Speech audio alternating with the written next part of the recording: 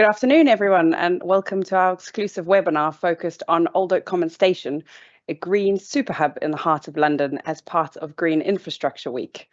I hope you've been enjoying the different webinars that have been available to date, and we hope that you'll enjoy today's just as much. I'm Andrea, and I'm Head of Environmental Sciences here at HS2, and I'm really excited to be your host for today's event. And the UK's pledge to bring greenhouse gas emissions to net zero by 2050 is considered one of the most pressing social and economic challenges today. However, the construction sector still remains responsible for about 39% of global carbon emissions, which is predominantly produced through manufacturing of building materials as well as the burning of fossil fuels. And that's why it's so important that we take action.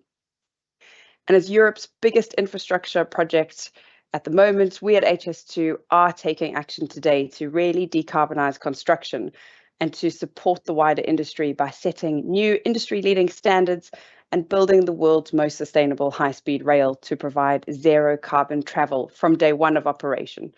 So not just a pie in the sky, but where we're heading to. And for us, that means achieving net zero carbon emissions as a project from 2035. Yes, a full 15 years ahead of what is scheduled by government. But before I give too much away of what's in store for the session, I want to quickly run through some housekeeping and then the agenda and what we've got in store for today. So we don't anticipate any technical issues during the event, but as we've all learned over the past few years, online events often pop up with the challenges as we go along. If you do experience any connection issues, for instance, your feed may freeze, wait for 10 or so seconds, it should correct itself. If it doesn't, use the leave button, exit the webinar and rejoin via the same event link.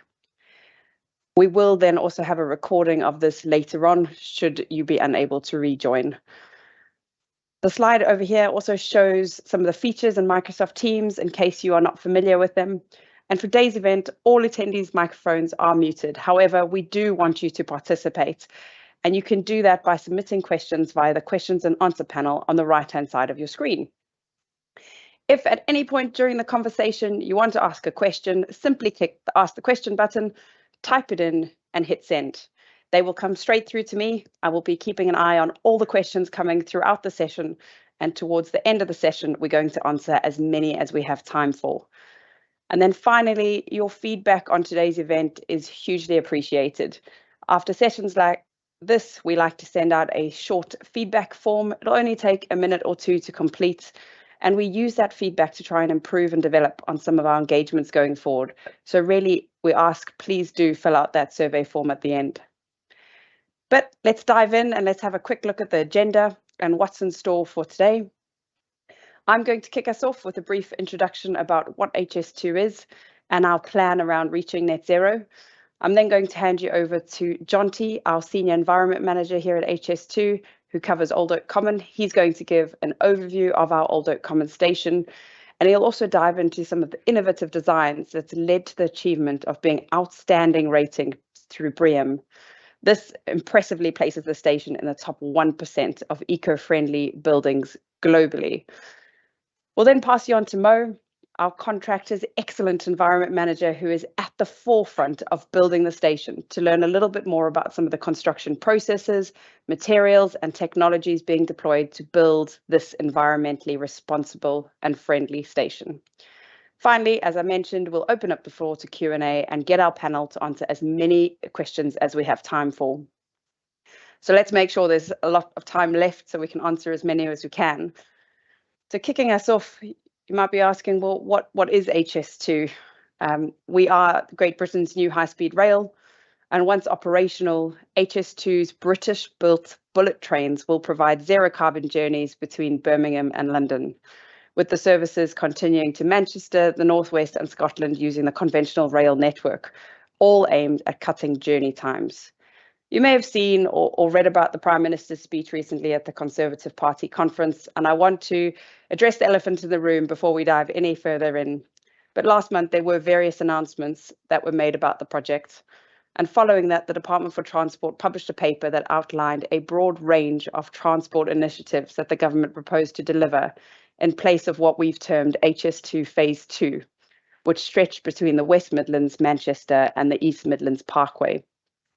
What's really, really important to remember is the government also announced that they continue to remain absolutely committed to delivering phase 1 of HS2 between London and Birmingham, which you can see on the map on the slide. And that includes the construction of the link to the West Coast Main Line, as well as a new station at Euston. We at HS2 Limited will retain responsibility for delivering this first operational phase, and that will stem between Birmingham's Curzon Street Station and West London's Old Oak Common Station that we're going to be focused on in today's webinar. And yes, the route is undergoing changes.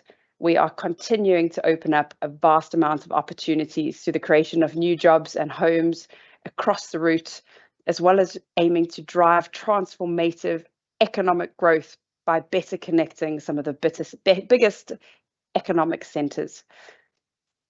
We will still be the first new intercity railway to be built north of London in over a century, and construction is well underway, with 30,000 jobs currently being supported by the project and over 3,200 UK-based businesses helping to build every step of the way as we build the railway.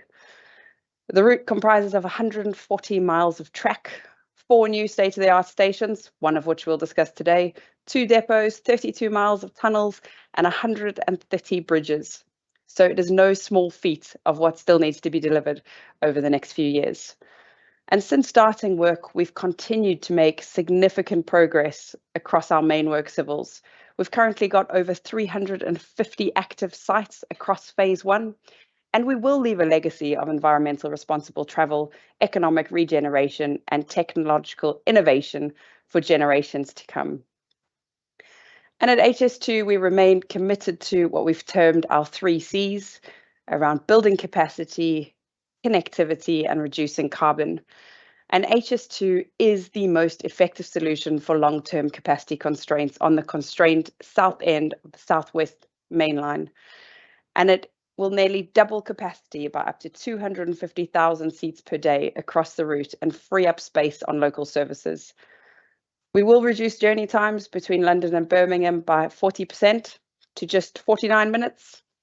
So through that, we'll be better connecting 2 of the biggest economic centres, which of course will open up opportunities and drive economic growth. And with transport continuing to be the UK's largest emitter, there's an absolutely crucial need for more zero carbon forms of transport, which HS2 will deliver. And that will again support the UK's efforts to tackle climate change. And carbon reduction isn't just a requirement that we've set on HS2, but it is really fundamental to our purpose. We will play a critical role in the net zero carbon transport system, and we will deliver zero carbon journeys to hundreds of thousands of people every single day and contribute to decarbonising the wider construction sector. And that will all be through modal shift, so moving passengers and freight from road and air to rail. And you might be thinking, well, that sounds nice, but what does that mean in reality? What are the steps you're actually taking? And it brings us quite nicely onto our net zero carbon plan, which we published back in January 2022. And what the plan does is explains the work we've undertaken to date and what we're doing next on that journey to achieve net zero carbon emissions from 2035. And the plan again sets out our ambitions to become net zero as a business by 2025, to deliver zero carbon travel from day 1 of operation, and to achieve net zero for construction and operation from 2035. And in terms of sort of tangible outcomes, what that means is we are aiming to eliminate diesel from all of our construction sites by 2029. You may have already seen some of the progress that we've been making in this space across the media. We currently have 19 fully diesel-free sites. We are specifying and purchasing concrete and steel with half the production carbon emissions compared to 2021. And that aim is by 2030 to reduce those emissions by 50%. We're working incredibly closely with industry to achieve this, as well as other bodies in the space. And as mentioned, the aim is to have 100% zero carbon electricity to power our trains, stations, depots, and infrastructure from day 1 of operation.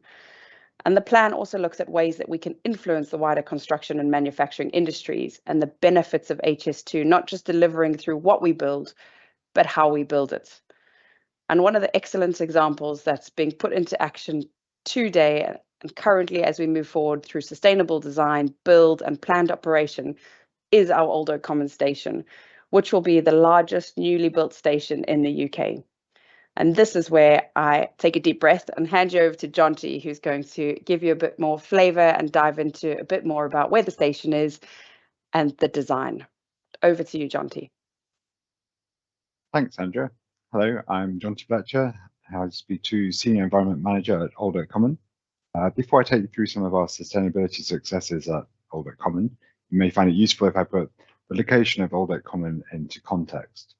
The new high-speed 2 Old Oak Common station is in the Old Oakham Park Royal area, and it'll sit between 4 London boroughs: Brent to the north, Kensington and Chelsea to the east, Ealing to our immediate west of the station site, and Hammersmith and Fulham, which is where the station itself is situated. As you can see from this slide, the Old Oak Common station is in the middle of a number of existing rail lines. Its location means that the station is set to be the best connected and largest new railway station ever built in the UK. Old Oak Common will become one of the country's most vital transport super hubs.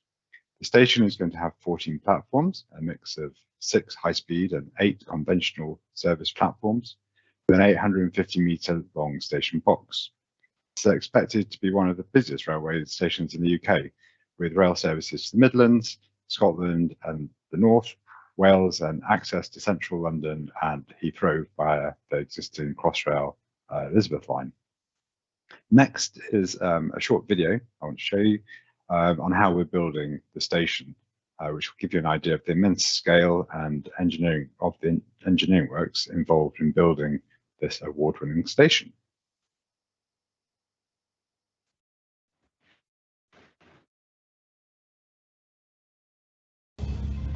At Old Oak Common, London, construction has started on what will be the biggest newly built railway station in the UK. The construction of the station will be a feat of engineering and will be carried out in 3 main phases. In the first phase, the underground part of the station will be built, what we call the box. This is where 6 high-speed platforms will be located, serving the Midlands and the North. To build it, a 1.8-kilometre underground concrete wall will be installed around the perimeter of the underground box, and 160 steel reinforced concrete columns will be installed to help form the box and support the structure. Concrete beams will be cast on top, tying all the elements together to form a large concrete structure. This will then allow the earth inside to be removed safely. The amount of earth taken out of the box will be enough to fill nearly 300 Olympic-sized swimming pools. In the second phase, as the excavation of the underground box is taking place, work on the 8 overground platforms will begin. Over 1,600 concrete piles will be installed into the ground on which the station's superstructure and overground platforms will sit. These platforms will then allow Elizabeth Line and Great Western Main Line services to stop at the station. As the high-speed platforms and the overground platforms are being completed, the high-speed 2 station and the surrounding urban area is built, the third and final stage. The main element of the station will be its immense roof.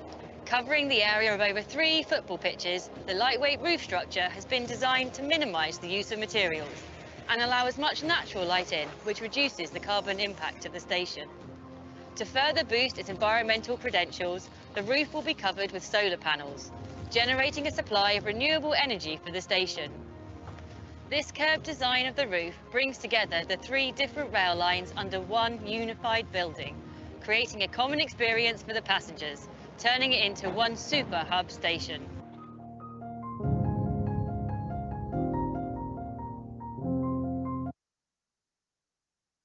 So hopefully that gives you a good idea of what we're trying to build at Old Oak Common. We're going back to Old Oak Common's sustainability story and following on from Andrea's overview of High-Speed 2's aims in relation to our carbon journey, I want to take you through 2 of Old Oak Common's key sustainability successes, our BREEAM rating and our low carbon design. As Andrea mentioned, we have recently achieved a BREEAM rating of outstanding at the end of the REBA 4 stage, that is to say, the end of detailed design. Our success has been driven by adopting innovations and low carbon options into our design, and also targeting a net zero carbon for our operations phase. Further to this, we continue to progress against HS2’s carbon reduction target of 50% for the station, and are seeking out additional savings through lower carbon construction methodologies. In the next couple of slides, hopefully I'll be able to put this into a bit more context. So to start with, what is BREEAM? BREEAM stands for Building Research Establishment's Environmental Assessment Method. And it's one of the world's leading sustainability assessment methods for the built environment. BREEAM evaluates the project across its life cycle, from specifications through design and construction and into operation. And this is important for us because we can use it then to assess the performance over the whole life of the building. It provides a rating scheme that awards points for a building's sustainable performance against set criteria. And this is across 10 assessment topics. And these topics reflect the environment, social and economic issues. From these, a percentage score is awarded. As you can see, with our current score of 94%, we are firmly within the outstanding category and puts the station within the top 1% of new buildings for sustainability performance, as Andrea mentioned before. The 10 categories shown on this next slide, each category contains a number of assessment topics, and each of these have a number of credits associated with them. Our design includes features in each of these categories. The key to our outstanding score really comes from the last category, which is innovations. That is to say, bonus credits that can be gained for innovations that bring sustainable benefits that go beyond current best practice, which is where we have excelled at Old Common, and we've managed to secure all available innovation credits. The next 4 slides go through some of these examples of how we've secured these innovation credits. The first innovation is the incorporation of low and zero carbon technologies into the design. These are a combination of solar panels, so PVs, and air source heat pumps, which in combination with minimizing operational energy demand, energy consumption, and CO2 emissions will lead the station accommodation building to operating with net zero carbon emissions. The low carbon design has been driven through the inclusion of passive design measures. Externally, this means the station's design has incorporated green spaces, adequate building layout and orientation. And internally, the station has been developed to include an open plan layout with an atrium to allow for natural ventilation, use of occupancy and daylight sensors to reduce the demand for artificial light, and having a mix of natural and mechanical ventilation. With these measures, the design has achieved a significant energy and CO2 emission savings of just under 10% reduction in energy demand and just under 12% reduction in the CO2 emissions. Another important theme that the design has had to address is to adapt the station's features to climate change. We've incorporated a number of changes to our design to take the station beyond business as usual. These include addressing thermal comfort to prevent increasing risks of overheating for a projected climate change environment, reducing the energy use, carbon emissions, and a low carbon design, which I've covered on the previous slides, reducing water consumption by reducing the consumption of potable water, utilizing rainwater harvesting, and we will cover 100% of our grey water demand through this rainwater harvesting. We've also designed it for durability and resilience. This is looking after the vulnerable and exposed parts of the station to avoid increased risks of deterioration and higher maintenance demands. Finally, we've been designing the surface water runoff to manage a 100-year storm plus a 40% allowance for climate change. Beyond the performance of the building, the design also adopted measures that go above and beyond. 3 examples that demonstrate where we exceeded standard practices and achieved BREEAM's credits for exceeding their exemplary levels are waste targets, where we've set ambitious targets to reduce waste generated at the site, And these targets are around resource efficiency and diverting demolition, construction, and excavation waste from landfill. The second example are BBVS's construction practices. The BBVS have signed Old Oak Common Station up to the Considerate Contractors Scheme as an ultra site. And the third example is alternative transport. The station design has pushed the provision of cyclist facilities and charging points for electric vehicles. And by providing a larger proportion of these facilities than is the current norm, it sends an important message to our users about the direction that we as a project and a company want to be traveling in. And finally, reducing the amount of carbon in the design has been a key driver through the design process. As mentioned before, High Speed 2 has a 50% carbon reduction target for each of our stations. And at the moment, we're at about 43% reduction. This has been achieved by targeting carbon-heavy elements of the design, such as reducing the steel in the roof and reinforced concrete. One way we did this was to use a wind tunnel to test the model of the roof, which led to a 27% reduction in the amount of steel that we use in our roof structure. We've also been challenging tolerances of concrete and reducing the thickness or volume of concrete needed in the design. And linked to that, we've been reducing the amount of cement content of the concrete where this is possible by increasing the volume of GGBS in the concrete itself. And also, we've been making sure that the station is designed so that materials and elements can be used and reused once various parts of the station have been decommissioned. Now, before Mo takes us through how we are tackling carbon during the construction operations, we have another short video just showing you where we are in the construction of the station. Hi, my name is Hugh Edwards, Project Plant Director for HS2, and welcome back to Old Oak Common. Here we are at surface level, but follow me downstairs, 16 metres below ground to track level, because that's where the real action is happening.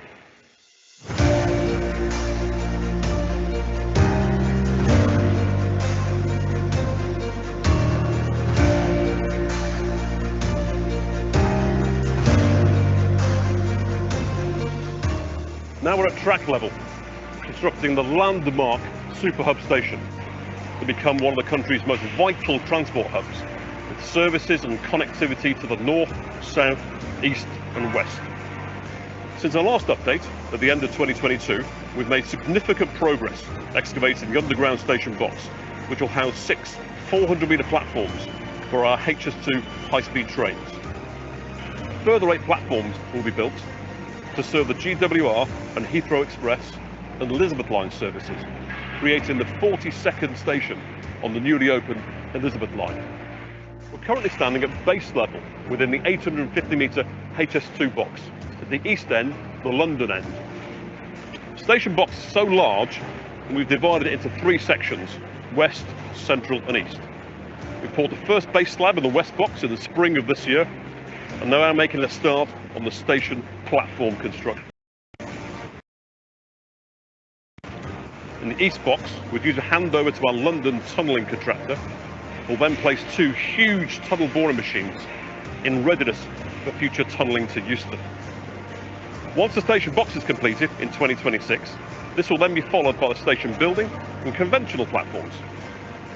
The foundations for these conventional platforms are already being installed, with more than 500 out of 1,600 concrete piles already installed in the ground. Meanwhile, there's work going on to ensure that the Great Western Main Line is integrated into the new station complex.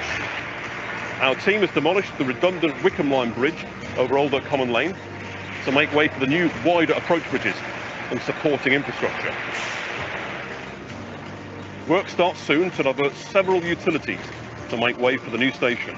In the past year, we've completed 9 microtunnels under the live Great Western Main Line, into which we'll place these diverted utilities. Piling began in December 22 for a shared accommodation building to be used as a future nerve centre by station staff. These station staff roles will be among 56,000 jobs forecast to be brought into the area as part of the Old Oak Common Park Royal Development Corporation master plan, of which the station is a key element. In 2.5 years, we've made huge progress in constructing HS2's new station here at Old Oak Common. With over 1,200 people now working on site every day, and the team committed to achieving emission-free construction practices, we're making real headway with our delivery of the most transformative transport regeneration project ever in the UK. Thank you for watching. If you like what you've seen, hit comment, like, subscribe.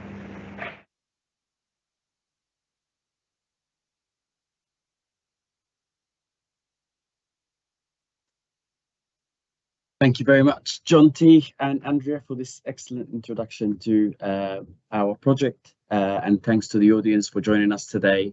My name is Mohammed Al-Shazli, and I'm the Environment Sustainability Manager for BBBS. BBBS is a joint venture between Balfour Beatty, Vinci Construction UK, and Sistra. I will take you through some slides to just show you how we are delivering on carbon reduction and also how this is benefiting the local area that we are operating in. I'm a local boy from the area, so I've got a vested interest on how we deliver that and leave a lasting environmental sustainability legacy, a positive one that is. So we start with Old Oak House. Old Oak House is our home for the next few years as we set upon constructing the biggest ever new build station in the UK. Access and inclusion considerations have been integral to the design and build of Old Oak House. To meet the diverse needs of colleagues and visitors alike, BBBS provided accessible facilities, including state-of-the-art welfare facilities, multi-faith prayer rooms, and well-being spaces. But more importantly, the building was designed to reduce its environmental impact during the construction phase. As you can see from the photos, a solar array system is fitted to generate some of the building's energy supply to reduce the carbon footprint and reduce our reliance on the grid. Additionally, the site electricity supply is provided from 100% renewable source, which includes solar, wind, hydro, and biomass. To date, since the inception of the building, we have generated 123,000 kilowatt hours.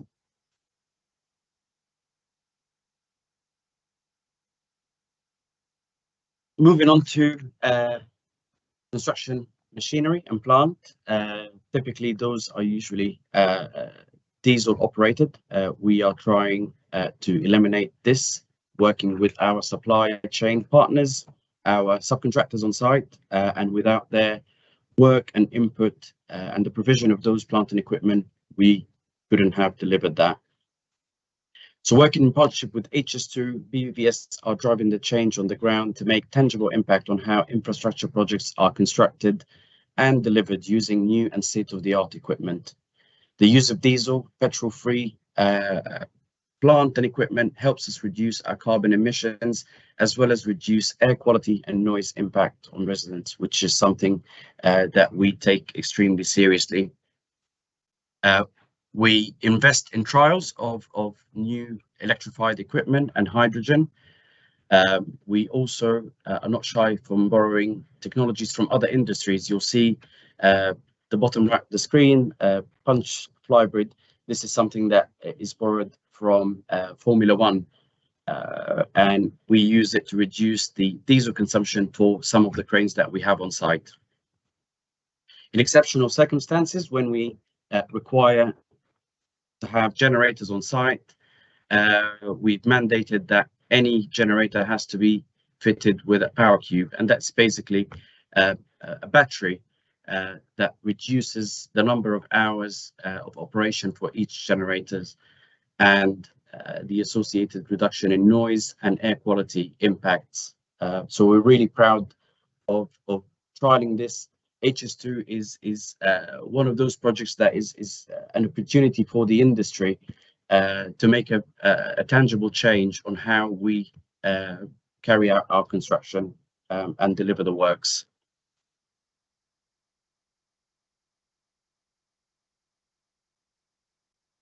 Moving on to something even bigger, which again, with the help of our supply chain, we were able to procure 2 of the world's 5 electric crawler cranes working on site in one of the areas of the site that is really close to residents. So we ensured that we have access to those technologies and innovations. As you'd expect, and it says they're 0 emissions, and that's not just carbon, they also operate noise-free. Together, the use of those cranes saved approximately about 305 tons of CO2 emissions and roughly in the region of 110,000 litres of diesel.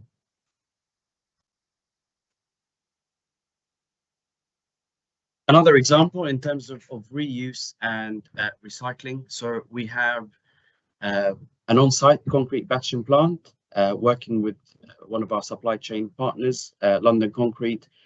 They've utilized the silos for the materials from 2 of their multiple production sites.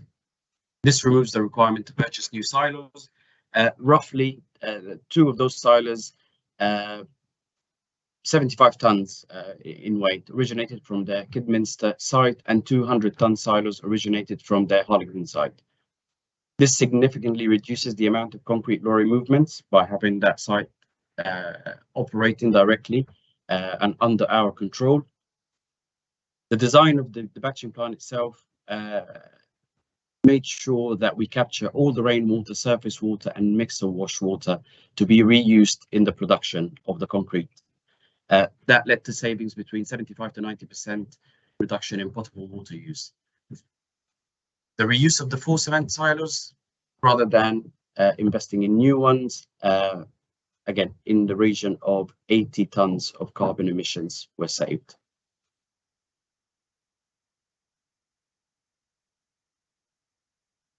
Sustainable materials. So our project is huge. It requires a lot of steel, a lot of carbon from concrete use. So we've, again, with our supply chain partners, we've reached a concrete mix design that is mainly reducing the cement content within the concrete mix. Concrete is the most consumed man-made material in the world, with 14 billion cubic meters of concrete produced in 2020, and cement on its own is responsible for circa 8% of global house green emissions. The concrete mix that we've used here on the site includes 70% GGBS. That's a huge reduction from previous infrastructure projects, and that's basically due to advances in material technology. The high concentration of GGBS provides lower carbon emissions, as well as the steel that we procure on the site follows the government procurement guidelines for steel, which all have to be responsibly sourced. And then moving on to the use of innovative materials. Rubber modified asphalt is a new technology in the construction industry. 40 million tires per year are wasted. The rubber modified asphalt incorporates the rubber from 1 tire per ton of asphalt, given the potential to recycle about 500 tires per kilometer of road. Additionally, the reinforcing steel from the truck tires is also recycled to make new steel, and the fibers and fines dust from recycling processes, which have no alternative uses, are used in cement kilns. So everything is used without any further waste.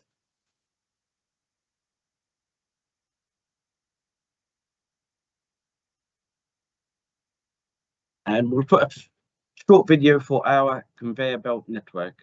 So 1.7 long network of conveyors will move over 5 million tons of spoil excavated from the construction of HS2. The use of the conveyor will remove the need for 1 million lorry movements from roads in West London, reducing traffic congestion and emissions in the local area. On this project at Old Oak Common, BVBS will use the conveyor to remove 1.5 million tons of spoil that is being excavated from the station box, the subsurface structure in which the HS2 platforms will be constructed. From Old Oak Common, the conveyor will run at roughly 2.1 meters per second, and the journey to the logistics hub takes about 17.5 minutes. The conveyor system includes sound barriers and cover to prevent noise and limit dust dispersal. From the start of the excavation of the box to date, we have removed 663,000 tons of spoil and saved in the region of 78,000 vehicle movements, which would have caused congestion and the associated air quality impacts. And on this note, I will pass you on to Andrea to continue with the webinar. Thank you all for joining. Excellent. Thank you, Mo, and thank you, Jonty. You are both not off the hook just yet, as I can see some of the Q&As coming through. Please do keep them coming, and we'll get to as many as we can in the Q&A section. But just before we get there, I just wanted to share with you, you might be thinking on the call, how can you get involved? If you're not one of the 3,000 companies already working on the project and you're interested in opportunities on HS2, you can register with Complete4, which the address is in the purple box. We'll also pop it into the chat now so that you have access to it, where all of our contractors publish any supply chain opportunities or needs they might have. It is completely free to register. And what I'll do in the next slide as well, we'll pop up a QR code which you can scan with your cell phones and visit the site. We estimate that there are about 400,000 contract opportunities on phase 1, and we've already contracted over £23 billion worth into the supply chain. And that's really interestingly 97% made up of companies registered just here in the UK, and 61% of those are small, medium enterprises. So it really is around supporting businesses. If you're interested in finding out a little bit more about opportunities for local businesses, such as providing catering or accommodation services, you can also put your business on the map on our local business webpage shown in the blue box. And finally, if you want to keep up to date with our works and what's happening, we do have a really good interactive map, as well as access to different free resources and key web pages on different works specific to your area. So do visit those links listed in the green and orange boxes on the right-hand side of the slide. As I mentioned, here's the QR code for you to scan for our Complete4 website. And if you want to browse, register your interest in the HS2 supply chain opportunities, what I'll do is just give you a short moment to scan that and find out more about what some of those opportunities might be. And again, we'll also pop that link into the chat. As we head over into Q&A, on the right-hand side of your screen, just a very quick reminder, you'll see the Q&A panel. And this is where you can post your questions, and you can also see any published responses. We'll aim to get through as many as we can, so please bear with us. But right, let's welcome Jonty and Mo back to the stage. And thank you for all of those who have already put questions in the chat. Where we are getting questions around the recent announcements, we are putting in the information we have. We are obviously working through government announcements and what it means for the project. So please bear with us. There will be a lot more information available, hopefully quite soon, in the public domain and through the Department for Transport. So we will put any answers we can in the chat there. But jumping through to some of the questions that I'm seeing come through. First one being what are those main challenges in reducing carbon at Old Oak Common Station? Jonty, I think let's hand over to you on this one to give Mo a quick breather before we push him on a few of the other questions. But just before I hand over to you, I guess the key things in the carbon space is when we're talking about decarbonising construction, our three main carbon footprint focus areas are concrete, steel and fuel. And obviously we rely a lot on technological developments and change and that academic evidence to support opportunities. And it is a slow moving cog. There's no silver bullet.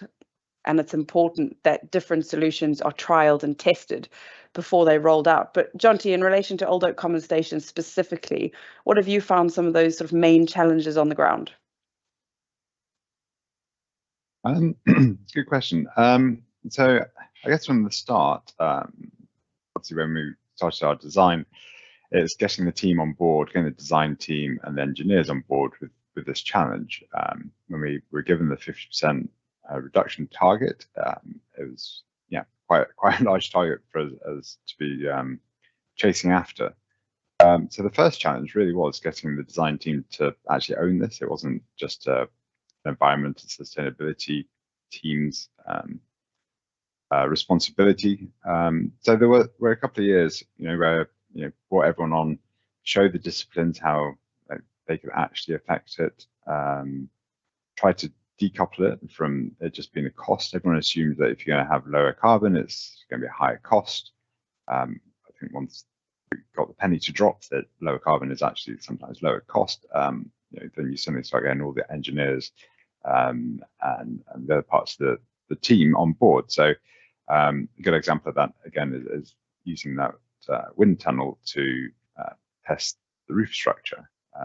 No one particularly thought this was going to work, but maybe they were wasting money, a bit fancy trying to use a wind tunnel for this. But once it went through and we realized that we'd over-engineered it by 27%, that has a massive cost saving to it, as well as carbon. So reduced carbon by maybe 2,700 tons, thereabouts.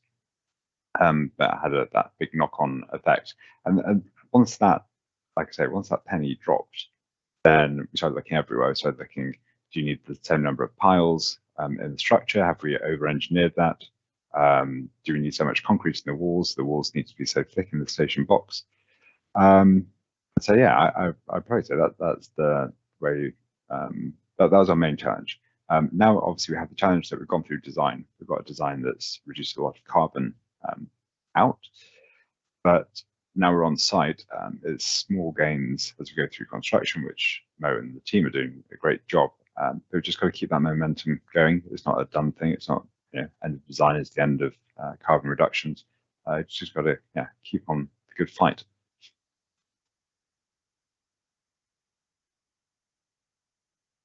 Excellent. Thank you, Jonty.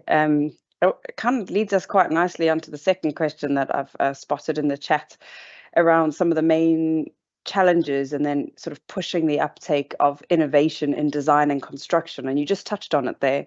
Through design, we've designed out as much carbon as we possibly can. And then moving into construction, it's how we build and what the materials and innovations we use. Innovation on HS2 is really key. We have a fantastic innovation team here, an innovation program where we're supporting different technologies and businesses in terms of, one, understanding what the industry needs, what are the gaps in understanding and knowledge, and then thirdly, and Mo, I'm going to come to you on this one a little bit, around how do we prove those trials on the ground? So Mo, it's obviously a big challenge to change the construction industry. I said it earlier, quite a slow moving cog. We've done things the same way for a number of years. How are you on the ground pushing innovations in construction?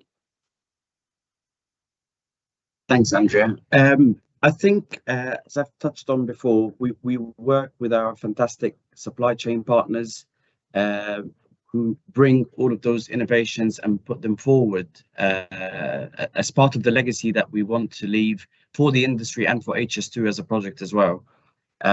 So in terms of plant, we've got quite a few trials. Obviously, the technology for some construction machinery is still not there for the large type of plant. However, we're seeing changes coming through all the time. So what we do and our supply chain partners do is bring on those plant and equipment, trial them for a period of time, see how effective they are, how they compare, and how they can deliver the job without impacting on the program.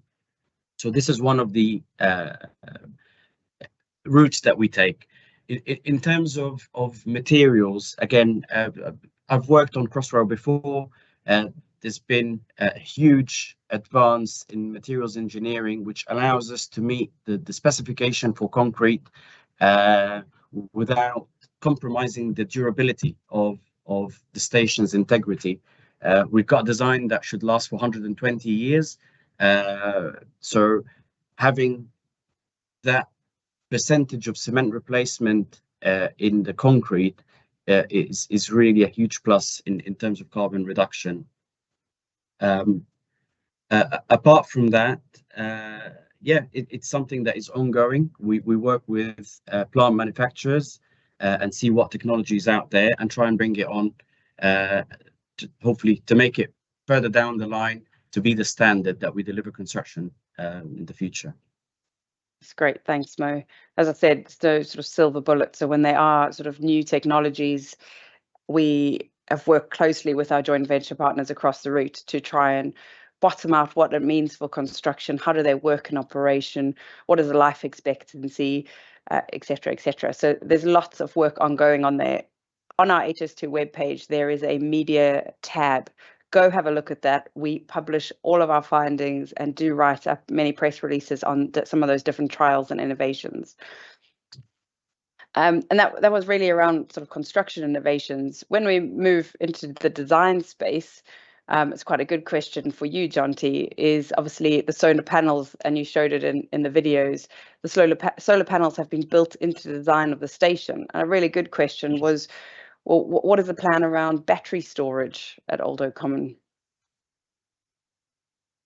Yeah, so with we looked into using batteries or trying to store some of the spare electricity in batteries, and at the moment we're not going down that route. It's mainly because the station is going to be open from early in the morning to late at night, so essentially all daylight hours the station is going to be in use. So we expect that we'd be using most of our energy that's generated by the panels live, if you will, and the cost associated with having batteries just didn't really stack up. So yeah, at the moment we're in a position where unless we get more efficient solar panels going on the market before we install them, we're not looking at batteries yet. Great, thanks, Jonty. Definitely one we need to have a more detailed look into. Moving on to the conveyor, which is, I mean, been a fantastic implementation across the sites in HS2 that Mo sort of took you through the video on. And it is a very good question. In all the videos we spoke about the amount of excavated earth that's coming out of Old Oak Common Station, but we didn't really tell you where it was going. It's definitely not filling up any Olympic-sized swimming pools. But Jonty, let me lean on you on this one. Fantastic conveyor system that's obviously linking 3 of the sites in West London, taking off a huge number of lorries from the road. And I was on site just a week ago or 2, and honestly didn't think the conveyor was on. It was absolutely silent, and I went, why isn't the conveyor running? There's a whole lot of spoil, and was quickly told off because it was running and it was just absolutely silent. So Jonty, can you fill in all of our teams on where is all the spoil going? I can, yes. So once it leaves our site, like Mo said, it goes round up to Willesden Euro Terminal, which is a rail sidings that is in our neighbouring contractor's domain. And from there gets loaded onto trains. I think they're doing between 1 and 4 trains a day leaving there. And then it goes to 3 destinations across the UK. So we've got up in Cambridgeshire, we've got Barrington. In Kent, we've got Cliff, a site called Cliff. And we are also going up to Rugby. And in all 3 of these sites, we're putting the material into beneficial reuse. So that's either filling some voids, which we use as the basis for redevelopment, such as house building projects. And so.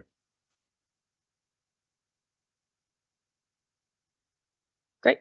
Thanks, Jonty. There is actually some really good YouTube videos from Willesden Euro Terminals on the conveyor and where all the spoil is going. So do have a look at the HS2 YouTube channels and videos, and you will see a little bit more information on all of that. onto the next ones. I'm going to warn you, the next few questions here is I'm really passionate about. So I'll try not get too excited and get the rest of our STEAM panel onto some of them. But has the site acquired 100% renewable energy tariff? I am so happy to say, yes, it has. It's taken a while, but we are finally there. And that is down to the fantastic work from the site teams on the ground. As HS2, yes, we set the requirement, but making it a reality is down to the people and the teams on the ground. And they have done a fantastic job over a number of hurdles to get that 100% renewable energy tariff in place. So a great achievement and one that we can definitely celebrate. The other one's around what alternative fuels are being implemented on site. And on HS2, we have our diesel-free plan. And within that, we are looking at, well, one, how do we reduce our reliance on diesel? How are we more efficient? And Mo mentioned some of the technologies like Punch Flybrid or EcoNet, Gaia, Erica. There are various solutions out there on the market that you can reduce your energy demand in the first place, which is absolutely prize one. Prize two is how do we move to those alternative fuels? And yes, there are a number out there. And we're doing a lot of work with the Construction Leadership Council to understand what are some of the challenges of those alternative fuels in a construction environment. So putting hydrogen on site, for example, or using biofuels and making sure they've been sustainably sourced, looking at bio-LPG. And Mo had a slide earlier that had a range of different technologies that Old Oak Common Station teams are using. Mo, I just want to lean on you quickly. Is there anything else in there that you would like to flag? You know, what are the alternative fuels being used today at Old Oak Common Station? So obviously we've touched on the limited availability of construction machinery using alternative fuels, but we do make the change when there is suitable availability of certain items of plant and equipment. For example, something that would impact on local residents is power lights. We're in the winter season, so we've mandated that only hydrogen fuel tower lights, solar or fully electric or battery operated tower lights are used. You see quite a rapid reduction in diesel use. We have a vast site that needs to be lit for construction machinery to be operated safely during extended hours. So we're seeing a very big increase in the number of tower lights using hydrogen at the moment, as well as solar as well. But we're focusing on hydrogen. It's less carbon intensive, as well as free of pollution and noise. This is really the exciting alternative fuel that we focus on. We are in discussions with certain companies to try and develop this technology to fuel maybe some of our cranes, some of our rigs, some of our bigger machines. So that's really where the focus is at the moment. Yeah, great. Thanks, Mo. It definitely is, again, a bit of a plan and steps as we move away from diesel, that it's not just again, I said it earlier, one size fits all type approach, but there will be plants and machinery where electric's appropriate. Where we're using electric, we need to have a mains power connection to be charging. I don't need to tell you all on the call that's quite obvious.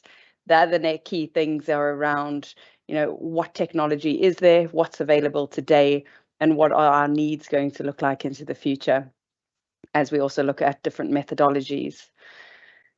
Right, next question.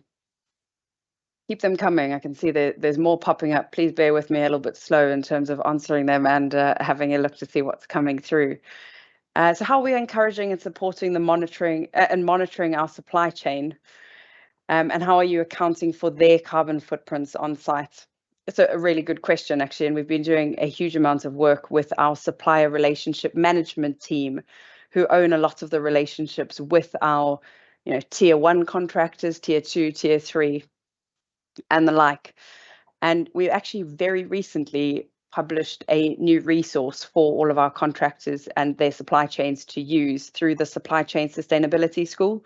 So we have an HS2 webpage on there, and there's a lot of good resources around setting science-based targets, anti-idling, turning engines off. What do we need to understand? How to account for carbon footprints and emissions, as we know that there are obviously different skills across different supply chains depending on how big or small a company is. So there's lots of learnings in there around, what is scope 1, 2, and 3 emissions?